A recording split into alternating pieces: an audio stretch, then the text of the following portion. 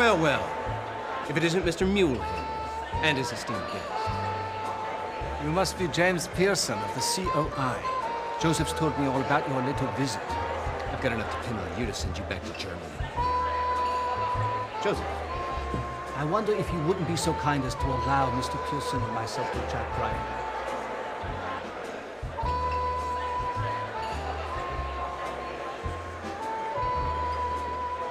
All right, listen, mister. I know what you're up to, and I don't like it. My dear Mr. Pearson, you have no idea at all what I am up to. You are, how do you say it, in over your head. Well, now, the way I see it is that you're the one who's in over your head. Now, maybe if you had some of your thugs here to back you up, things would be a little different. But right now, I'm the one holding all the cards. We've somehow managed to get off on the wrong foot. For that I am sorry. We are not so different, you and I, as you might think. I am nothing like you. Perhaps. But we are both after the same thing, no? I merely seek to return to my homeland what is rightfully ours. I prefer to do so as diplomatically as possible, without conflict. The incident at the loft was a terrible mistake. We were merely after the lackey's key. Key? What key? It looks much like an iron cross, does it not? It is a symbol of military honor in my country. Well, it looks like I can add interfering with a federal investigation to the list of charges. I think it's about time you and I left quietly. I have no intention of doing any such thing. So let's not cause a scene. Well, you're moving up in the world, sport. I never thought to see you at such a ritzy place as this. Have you met Elliot Ness? No, but... No buts about it, then you simply have to meet him. I'm sure you'd like to meet the ladies, too, huh? Young bachelor like you ought to knock him dead. Elliot, I want you to meet Jim Pearson. Now, he's the young fella I've been talking about. A man who's going to give the COI some legs to stand on. Pleasure to meet you, Jim. Likewise, Mr. Ness. Please, call me now. Oh, no, you can't leave without saying hello to the ladies now, Jimbo. What would they think? Hello. Pleasure to meet you. Hello everyone and welcome back to Black Dahlia. Welcome to Disc 4. Right in the midst of the Raven Room and its wonderful party. The music is honestly quite enjoyable, I will say. The faces that are all staring at us, especially if I can get all of them in frame. Come on. Winslow, I don't want ya. Are a little bit creepy because they are just staring at us. Isn't that just swell? This one has a weird kind of, I don't know, Scarlett Johansson kind of business going around about her. Oh boy. Okay. What can we do about getting out of here? I'm sorry. I've got to run. Don't be silly, Jimbo. You just got here. I'll be sure to stop back later. He's a bit of a strange bird, that fella. Winslow is really trying to keep his cool about us actually talking with Von Hess. It's annoying that we have a character named Von Hess and then the FBI director is Elliot Ness.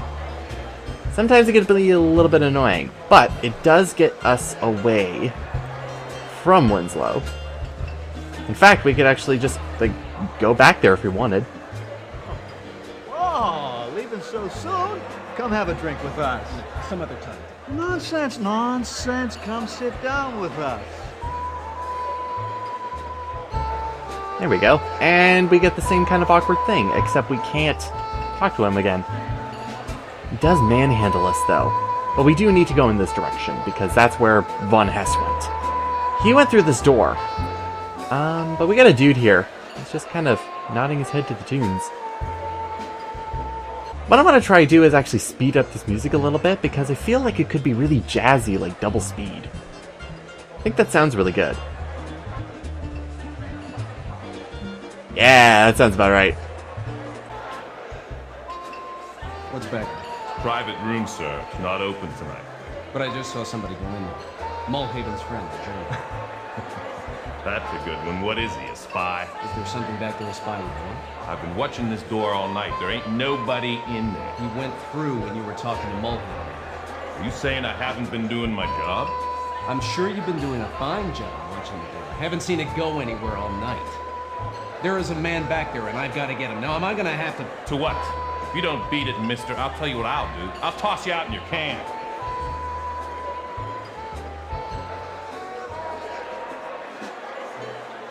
Pearson really does have some good lines. I will say that, though. Don't give me any more lip, mister. Or else. Or else I'll beat you up proper in my nice suit. We don't want to see any suits get ruined, do we? Anyway, what we gotta do here, we don't have a lot of movement options in mind. Really, the only other place we can go is over here and just kind of slink away. Like nobody saw us kind of do that weird kind of movement. Because the first thing we have to do is actually get into that room, see what Von Hess is up to.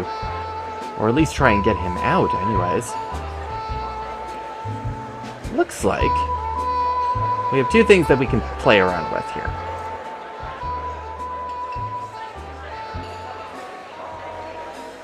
Now, I think I want to say it's a Lazy Susan, and I might be wrong about it, but I think it's just a really big Lazy Susan in order to just transport things from room to room, which is a really good thing to have. Plus, we have some glasses. I really like this scene personally because not only does he have to do this scene once, Pearson also has to do this scene another time if you're wanting to take it out. Just imagine being someone who has to take all of these glasses and be so steady with them to not break them. Because I can go and spin them around and do all that kind of nice stuff. But it's kind of pointless. I need to do something with them though, and having them in there is not going to help us. So let's gingerly take them out. There we go. Good, Jim. Good boy. Alright. We need something to actually just like put in there in order to just kind of screw with it. Hi, Butch. Long time no see, huh? This is kind of where you might get stuck because the thing that you're looking for is in plain sight and it doesn't necessarily look like you can actually click on it. The other thing is panning the camera into a nice spot is a really annoying thing for me to do. Over on this table here, there's one thing that looks just out of place enough for maybe you to notice. This dish right here. This might just come in handy. I honestly don't know how. And then I get to go and look at this dish, this wonderfully crafted dish. Very, very helpfulness. Alright, let's slink back into the shadows, ninja style, whoosh, and head back in. This dish, we're actually going to put into this Lazy Susan spinning conveyor in here. And we're going to cause some controlled chaos.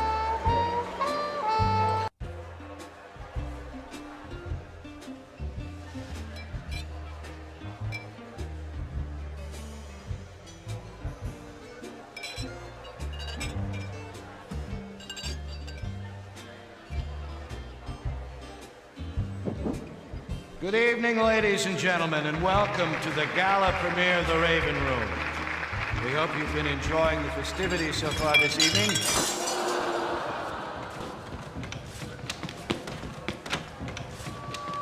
What's going on here, huh? Break the door down. Open the Come on, door. get in there, dude. Will you open the door? Let's go, come on. Come on, fellas. What are you doing back here? What's going on here? We caught this guy trespassed. Call for a squad Oh, car. shouldn't the Bureau handle this? We'll sort it all out later. Call for a squad car. All right, give us some room here. Let's go, people. This is official business. Come on, let's go.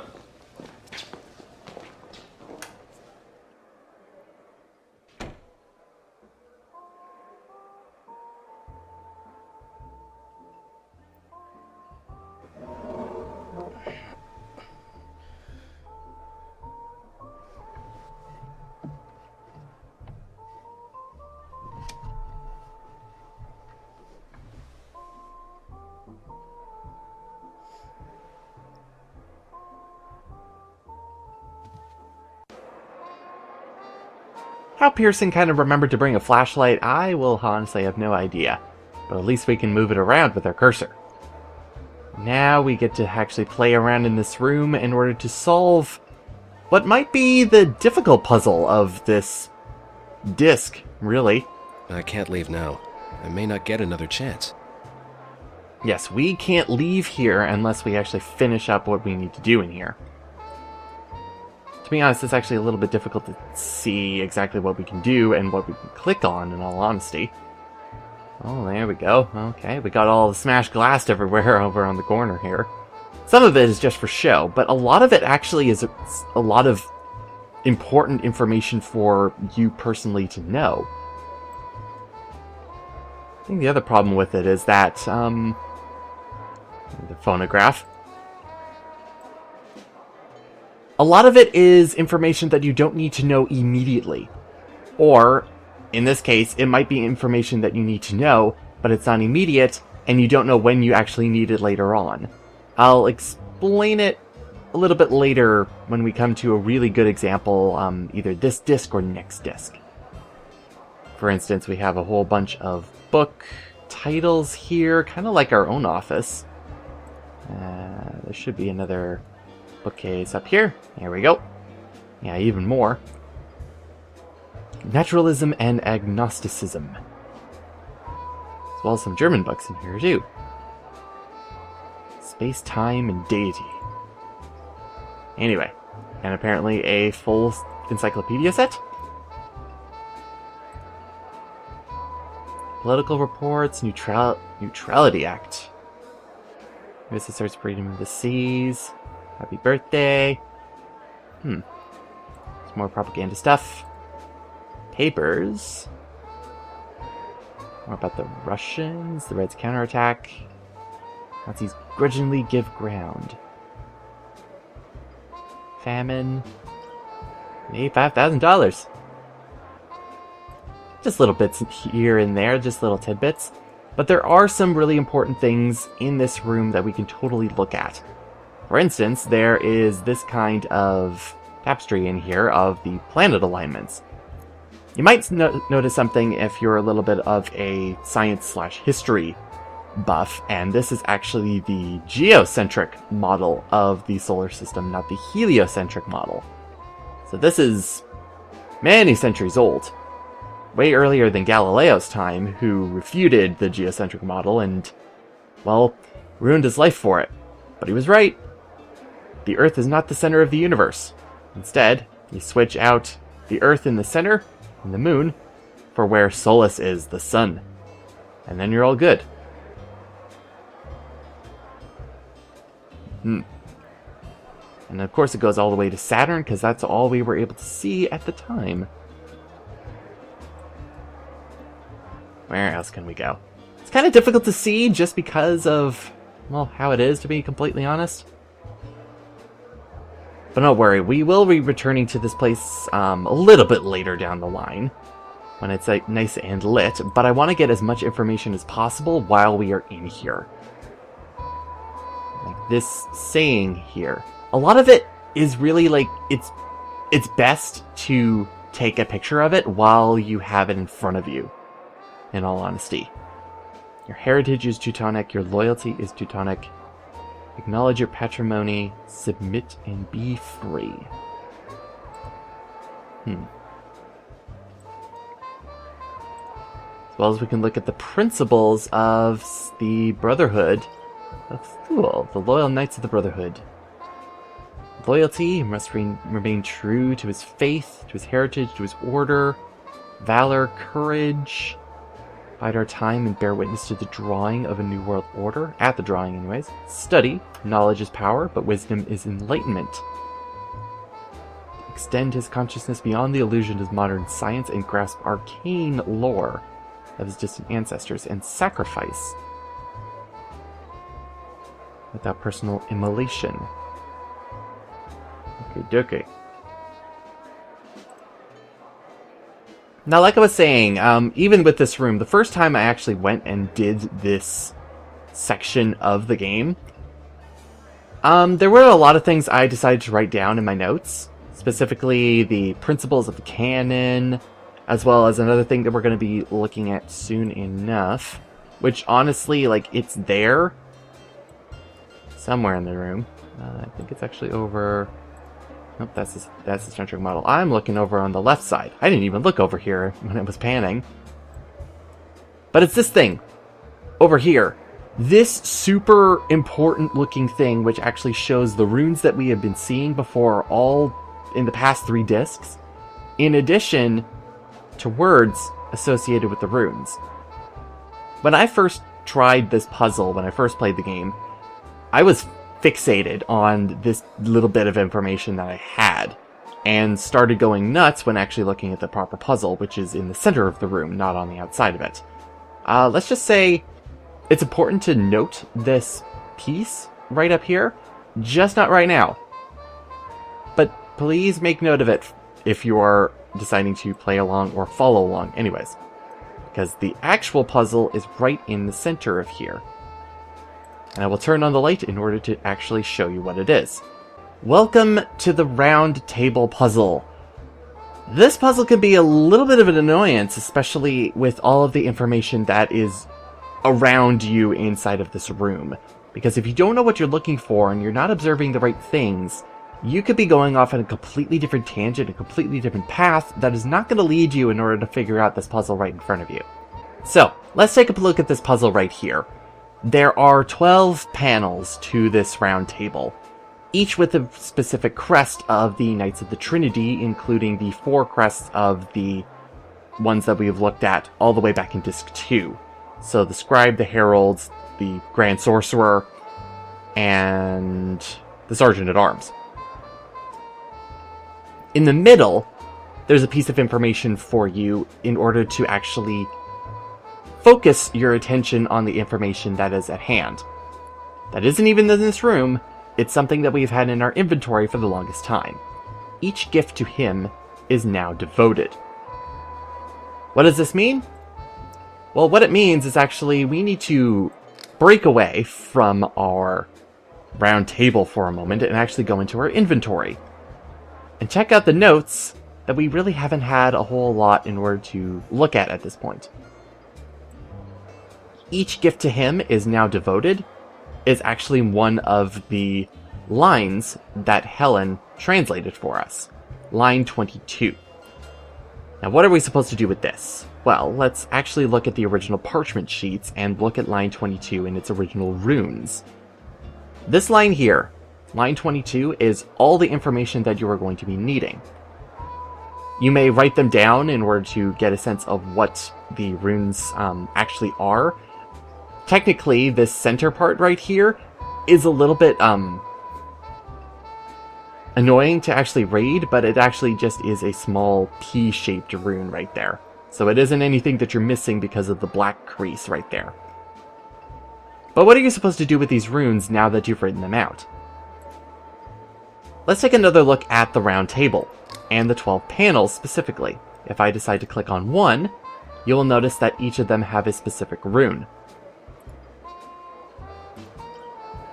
However, you might notice on some of them, some more than others, that it has one rune that is dark in color, but there's another one that is lighter in color, almost like it is worn off a little bit.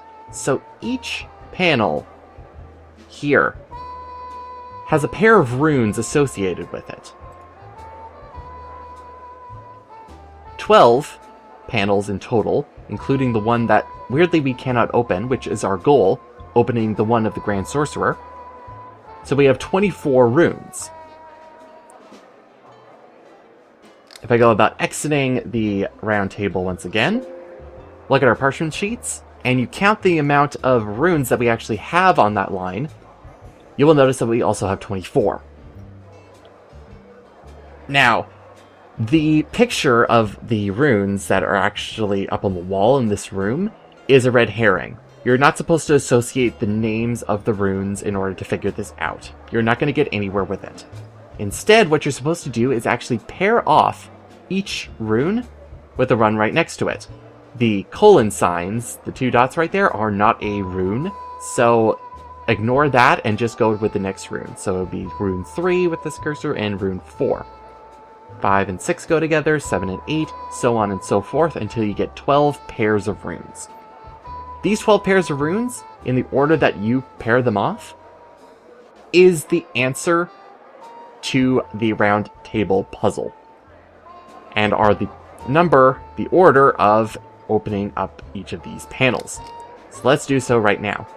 I am going to show this off in this specific orientation just to follow along, but you can, weirdly enough, change the orientation of the table, if you so wish, just to look at each of the runes in a little bit more detail other than clicking on them. But I will show it like this.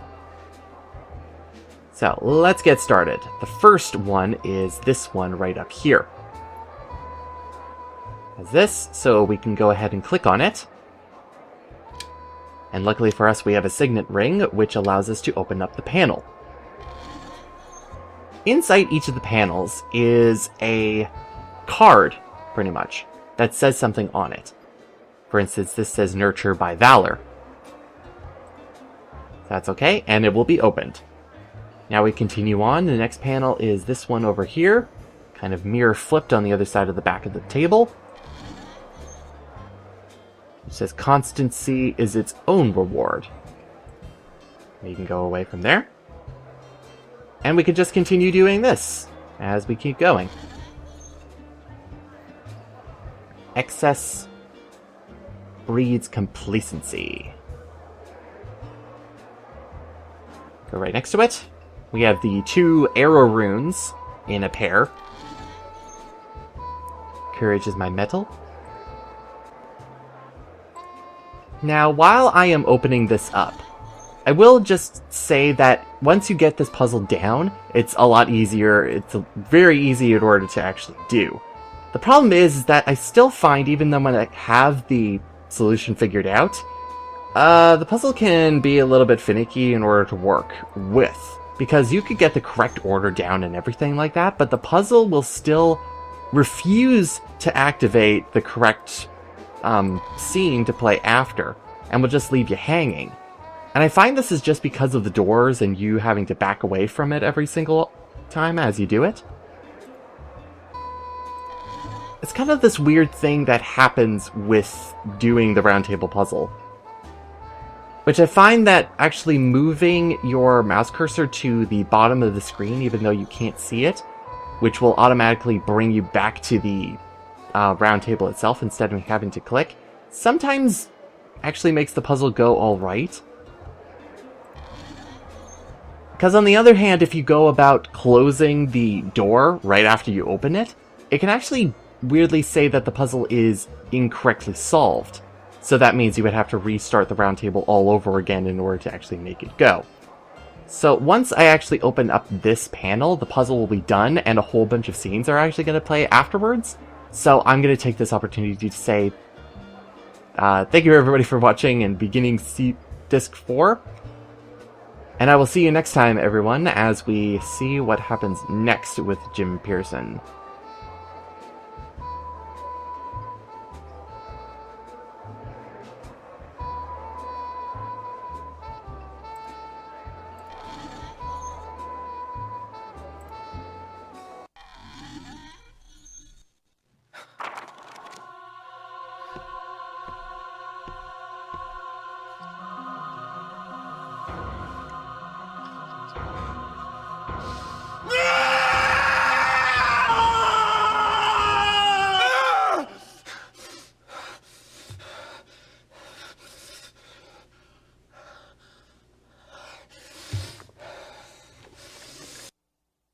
This is my jurisdiction. It's a federal offense. It happened in city lines, you federal son of a bitch! Why, you provincial little... Elliot, help me out here. This isn't the place for this. Meet me in my office in an hour.